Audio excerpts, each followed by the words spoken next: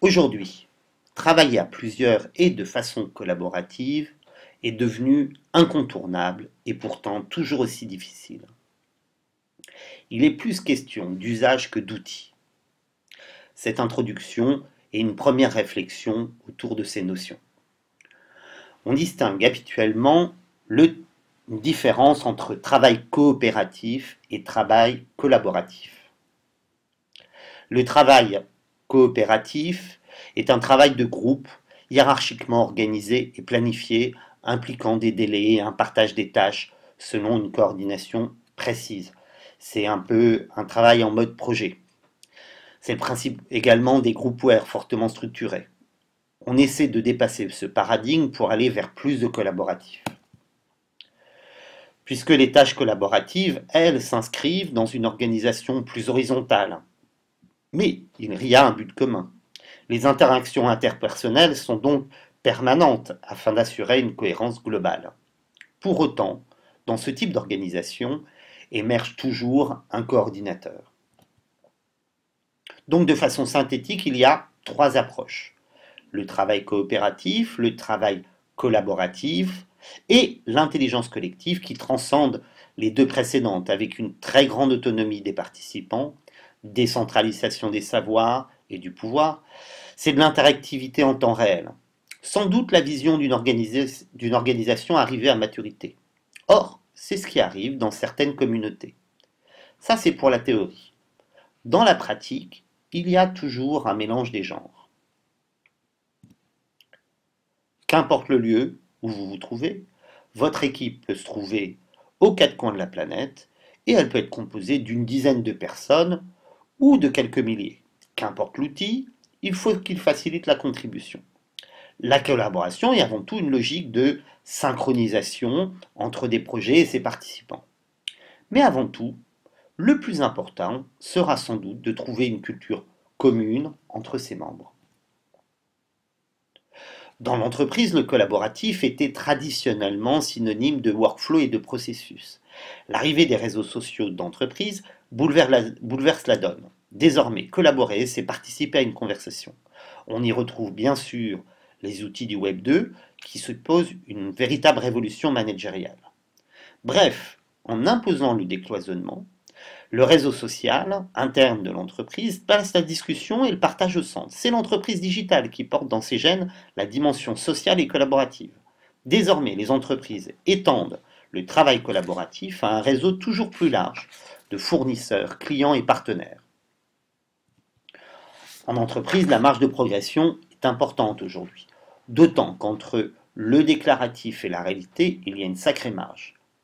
Pour autant, le wiki, outil le plus collaboratif qui soit, serait utilisé à 60%.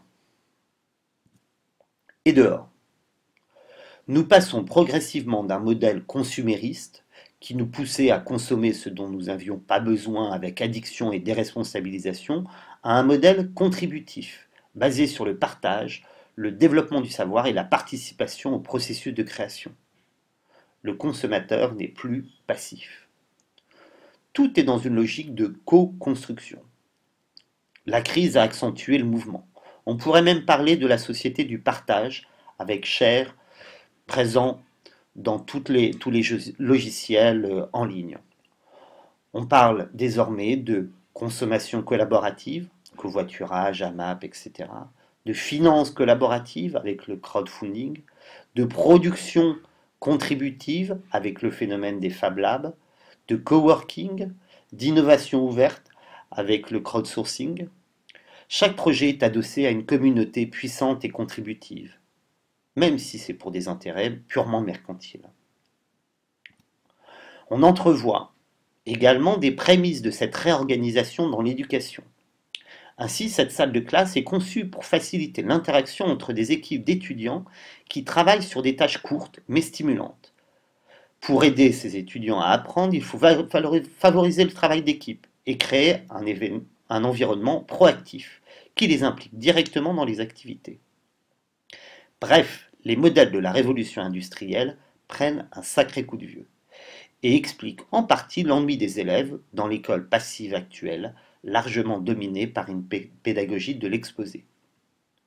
Nous sommes confrontés à un changement de société plutôt qu'à un nouveau modèle d'organisation que les managers devraient appliquer. Une anecdote est emblématique de ces transformations. Wikispeed. Wikispeed construit des voitures comme d'autres développent des logiciels. S'appuyant sur les principes de modularité et d'agilité, cette approche a donné naissance à un processus de fabrication révolutionnaire, Extreme Manufacturing. Les 8 éléments composant la voiture sont régis par un contrat de modularité, c'est-à-dire un ensemble de spécifications à respecter pour demeurer compatibles, quels que soient les changements apportés à un ou plusieurs d'entre eux.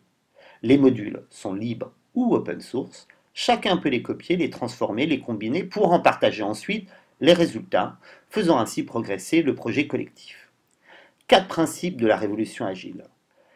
Les individus et leur interaction plus que les processus et les outils. Des produits opérationnels plus qu'une documentation exhaustive. La collaboration avec les clients plus que la négociation contractuelle. L'adaptation au changement plus que le suivi d'un plan. Le projet phare a consisté en la fabrication d'une voiture à haute efficience énergétique. Consommation de 2,3 litres au 100, vitesse de pointe 239 km/h, accélération de 0 à 100 km/h en 5 secondes. Le premier prototype fut mis au point par une équipe de bénévoles avec un budget des plus modestes en à peine 3 mois. De quoi faire réfléchir. Pour simplifier, on divise les outils en 3 grandes catégories. Outils de communication, outils de coordination et outils de production. Pour autant, en réalité, on utilise toutes les fonctionnalités en même temps. Rédiger un article à plusieurs pour un portail peut faire appel à 3 outils simultanément. Il faut donc changer de posture sans se faire mal et tordre le cou à quelques idées reçues. C'est pour cela que je vous propose de regarder cette présentation de Jean-Michel Cornu. Cette carte, en 28 mots-clés, présente les différentes facettes qui permettent de comprendre ce qui se passe dans un groupe et des différentes compétences qui permettent d'agir pour faire naître la collaboration et la développer. Elle est issue des échanges au départ des 130 membres du groupe Intelligence Collective de la FING et s'est enrichie progressivement des travaux ultérieurs. La vidéo ainsi que le Prezi permettront d'ouvrir les débats. Cette présentation est toujours sous licence Creative Commons. Vous êtes libre de reproduire, distribuer et communiquer cette création publique ainsi que de modifier cette création.